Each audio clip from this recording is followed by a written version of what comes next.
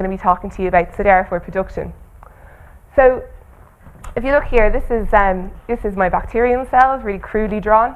And bacteria need to gain access to iron for the environment, okay, to grow and survive.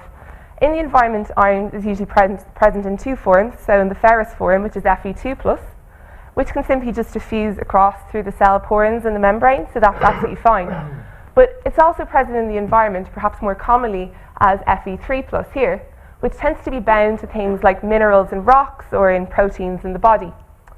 So bacteria overcome this by producing these siderophores, so this green triangle here.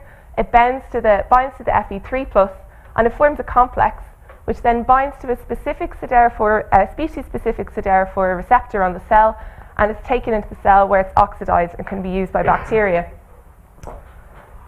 However, any sort of bacteria with the correct siderophore receptor can evolve and can actually take in this complex once it has the species-specific receptor. So this system is vulnerable to cheats and has been the subject of many, many studies looking at sort of how it can evolve, how cheats can evolve from pure populations of cooperators in iron-limited environments, for example. However, siderophores are not limited to just binding to iron, but can actually bind to a whole array of heavy metals. So, for example, arsenic, copper, zinc, things like that. However, in this case, the complex actually can't be taken back into the cell. So it can't bind to the receptor and be taken into the cell as it can with iron. And this makes it really handy for bacteria when they find themselves in toxic environments of many metals, because otherwise these metals would just diffuse into the cell. So the complex stops the heavy metals from being toxic, essentially.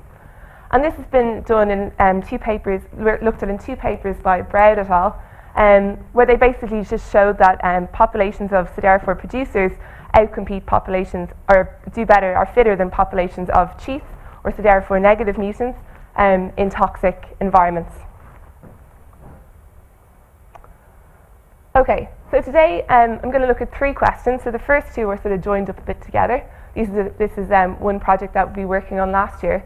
So first you're going to ask, is this siderophore production in response to heavy metal toxicity actually a cooperative trait? And following on from that, can cheats actually evolve de novo in toxic copper environments? And then finally, I'm going to talk a little bit about the work that myself and Adela have recently collected. And this is looking at how cheat fitness is actually affected by competing against wild type in an actual real life soil environment, and also how this is affected by the natural microbial community. Okay, so first of all, just a little bit about, for those of you who don't do work in the lab, how do we determine if a behaviour is cooperative, or in this case, altruistic? So for something to be altruistic, you need to have a benefit, as has been pointed out this morning already, you need to have a benefit to the recipient. So to show this, we basically have two different tubes, for example. We grow cheats in one and cooperators in the other, and if there's a benefit to producing the behaviour, the cooperator does much better than the cheat and it outcompetes. So this is the cooperator, the wild type. There has to be also a cost to producing the behaviour. So to look at this cost, we grow the wild type and the cheats together in co-culture, usually in a 50-50 mix. And if there's a cost to carrying out the behaviour, the cheats are going to do much better than the wild type, as they don't pay a cost to producing siderophores or carrying out the behaviour, but they still get the benefits of the product from the wild type. Okay, so in our first set of experiment, we basically carried out this experiment in this KB media that was supplemented with copper sulfate, and we also had a control which had high iron, so we had iron sulfate basically in the control. So we had three different conditions here. We had wild type on their own, we had cheat on their own, and then we had a one-to-one mixture of wild type and cheat, okay, in co-culture. So the wild type in this case was P.aerugi, and the cheat was a double knockout, so the primary and secondary siderophores of P.aerugi was essentially knocked out. So we grew this up for 18 to 24 hours until it reached carrying capacity, and then each population was plated out on these agar plates, and then we can sort of just literally count the proportion of cooperators and cheats on the plate. So cooperators are really handy because they tend to fluoresce green yellow, and the cheats are kind of a milky colour. Okay, so these are results from this part. So on the left here is our toxic conditions, and on the right is our iron-rich control. And on the y-axis is the relative fitness of cheats. So basically when this is equal to 1, the fitness of the wild type and the cheat are the same. So if you look at the toxic copper conditions, this is alone here. So you can see that when they're grown alone, the cheat is suffering a huge cost of not being able to produce siderophores in toxic copper environments. But when they're grown in competition, so up here, this effect is completely negated, so the cheats are actually invading the population and are able to use siderophores produced by the wild type bacteria, but not pay any cost.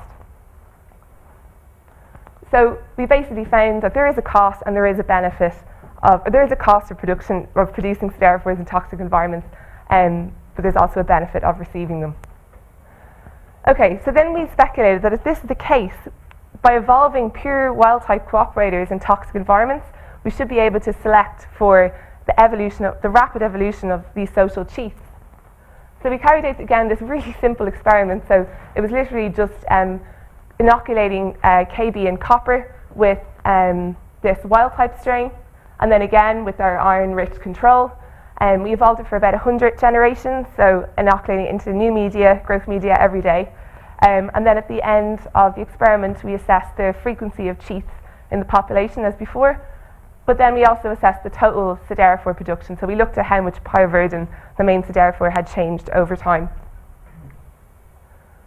Okay, so again we have the toxic copper conditions and our iron-rich control, and then you can clearly see that in the toxic copper conditions, you had a massive amounts of cheats evolving in the population with over 100 generations.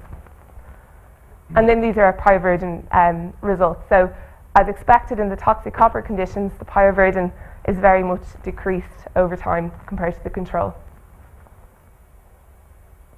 Okay, so we've concluded that this is a social trait and it's actively selecting for the evolution of cheats. But what about the community? So carrying out these experiments in soil is likely to be very different from media because of the spatial structure and everything.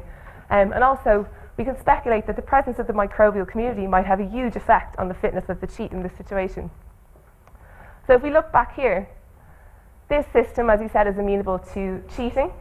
However, in this system, cheats don't necessarily have to be from your conspecifics. You can get absolutely any species could come along and exist in the extracellular medium and not pay any cost of production, but get the benefit of reduced toxicity. They don't have to have the same, the correct species-specific siderophore receptor.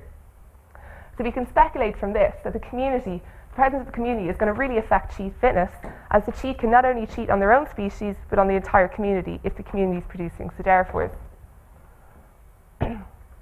Okay, so we basically carried out the same experiment as we did before, but in these soil microcosms.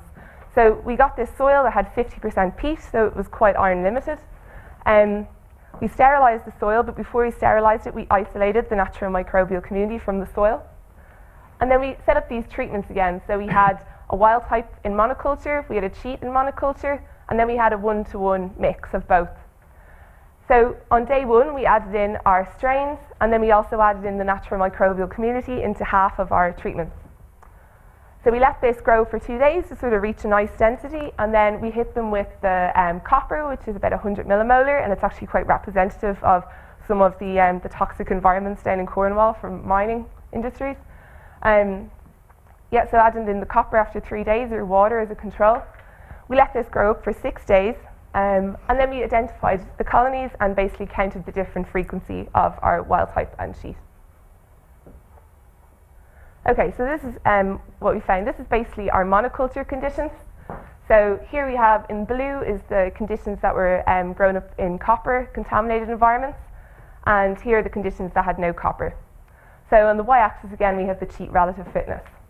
And what we found here was a significant interaction between basically the presence of copper and the presence of the natural microbial community. So we used a generalized linear model for this. So basically what we found was that cheat fitness was much higher when in the presence of copper, but only when the community was around. So what was happening was the cheats were actually benefiting off the whole community from the reduction in toxicity. So they were essentially cheating off the community.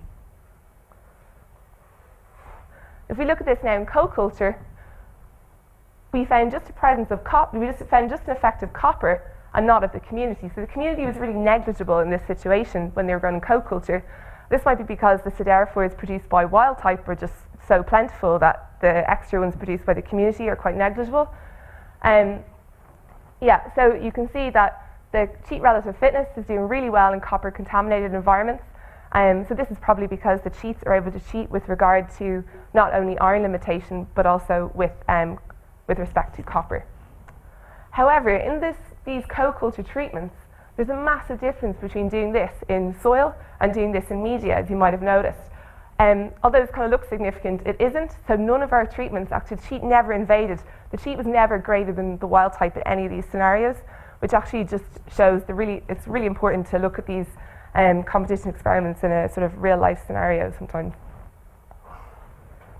Okay, the last thing we'll say about this is obviously we want to know that the cheat is cheating off the community for the siderophores and not just some other sort of community product that we might not have looked at. So the next thing we're going to do is grow up our cheat and just with sort of siderophores that we've isolated from the community, just to make sure that this is what is driving this change.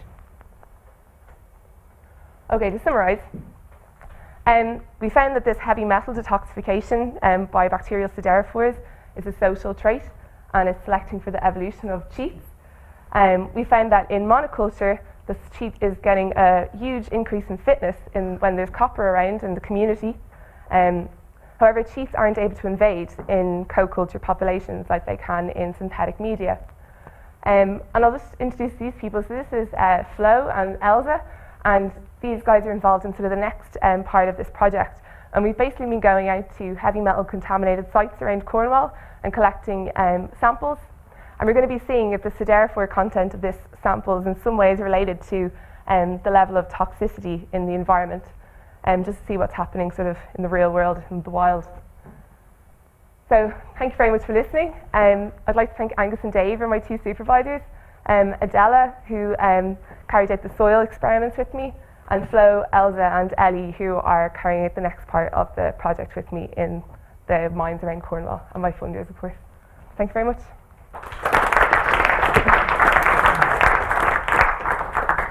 Thank you.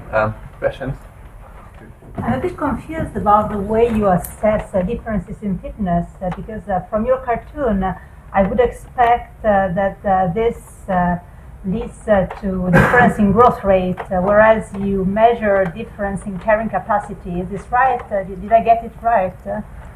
Yeah, there is that. That is true. Well, yeah, so it would be the difference in carrying capacity, I suppose, rather than growth rate. So you're waiting for the population to reach carrying capacity. But since the environments are essentially the same, apart from, the environment's essentially the same between the wild type and cheat, I don't think this would be a problem, unless you're further using the populations to do further fitness assays. So you didn't look at the growth rate? It's yeah, I don't know. I'll have to think about that one. Do you know anything about the frequency of cheats in your natural microbial communities? I'm just wondering if your lab cheats are competing with wild cheats. Yeah, like you do. So in the lungs, for example, you do get a lot of sputum samples that have cheats in them. In the soil, it's not really known. We don't really know yet, but it's really hard to tell. It's very difficult to just go out and, I mean, we've got some samples, but we're using qPCR to analyse the type of species that are in there, but we don't really know. They do exist in infections, but.